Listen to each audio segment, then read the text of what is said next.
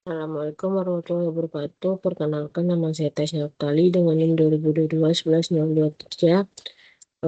Jadi pada tugas kali ini yaitu meresum tentang topik-topik teknopreneurship.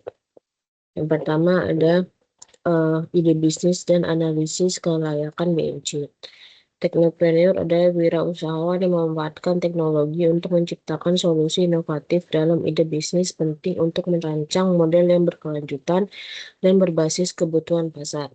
Analisis kelayakan menggunakan bisnis model Canvas atau BMC membantu mengidentifikasi 9 elemen utama, yaitu segmen pelanggan, posisi nilai, saluran distribusi, hubungan pelanggan, aliran pendapatan, sumber daya utama, aktivitas utama, mitra utama, dan struktur biaya. Contohnya adalah startup vintage yang menawarkan solusi pembayaran digital di wilayah yang kurang terlayani. Dengan BMC, perusahaan dapat menganalisis apakah ide tersebut layak secara teknis, finansial, dan pasar. Kemudian ada kasus bisnis plan dalam dunia industri. Bisnis plan adalah peta jalan yang memandu arah bisnis dan menarik investor. Sebagai contoh, perusahaan ride-hailing seperti Gojek memulai dengan bisnis plan yang mencakup analisis pasar, rencana operasional, dan proyeksi keuangan. Awalnya Gojek fokus pada layanan transformasi roda 2, namun rencana ekspansi yang jelas membantu mereka memperluas layanan ke logistik, pembayaran, dan belanja online. Keberhasilan ini menunjukkan pentingnya bisnis plan dan memastikan keberlanjutan pertumbuhan bisnis. Kemudian ada segmentasi pasar dan analisis SDP dan 7P pada dunia industri.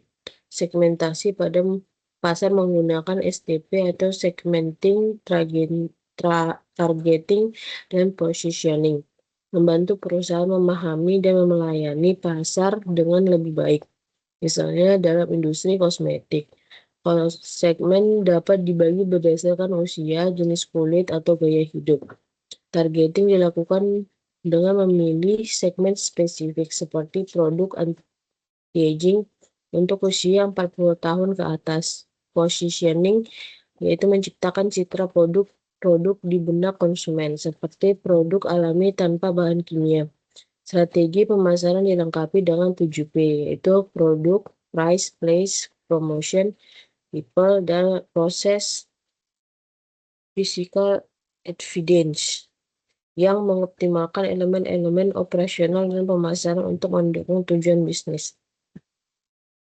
Struktur organisasi. Kemudian ada struktur organisasi dan penyusunan manajemen organisasi berdasarkan ide bisnis.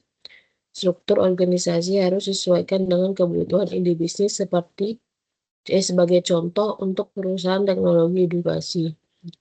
CEO memimpin visi dan strategi bisnis. Kemudian direktur operasi atau COO mengelola operasional harian termasuk pengembangan produk dan pengolahan tim. Dan ada direktur keuangan CFO bertanggung jawab atas perencanaan dan pengolahan keuangan. Kemudian direktur pemasaran CMO menangani strategi pemasaran dan hubungan pelanggan dalam kontrak penugasan sebagai direktur operasi. Tugasnya meliputi pengembangan produk, efisiensi operasional, dan supervisi tim teknisi secara logistik untuk memastikan layanan berkualitas tinggi. Kemudian aspek keuangan dalam bisnis plan dan kasus dunia industri. Aspek keuangan mencakup proyeksi pendapatan, arus kas, dan analisis profitabilitas. Contohnya adalah perusahaan e-commerce yang memerlukan investasi awal untuk teknologi dan logistik. Sebuah kasus terjadi ketika perusahaan gagal memperhitungkan biaya operasional tambahan saat memperluas wilayah distribusi yang mengakibatkan defisit anggaran. Dengan proyeksi keuangan yang realistis dan manajemen risiko, perusahaan dapat menghindari krisis keuangan dan menjaga kelangsungan bisnis. Kesimpulan, kesuksesan bisnis membutuhkan pemahaman mendalam tentang teknopreneurship, strategi pemasaran, dan manajemen keuangan.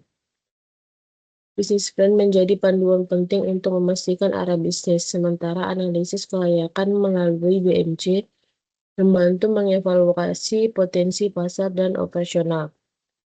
Segmentasi pasar dengan SDP dan 7P memungkinkan perusahaan melayani pasar dengan lebih efektif.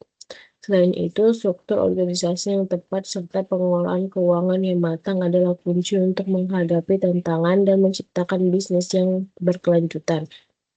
Kasus-kasus dalam dunia industri mengajarkan pentingnya perencanaan, eksekusi, dan adaptasi untuk mencapai keberhasilan. Sekian presentasi dari saya, lebih kurangnya mohon maaf. Wassalamualaikum warahmatullahi wabarakatuh.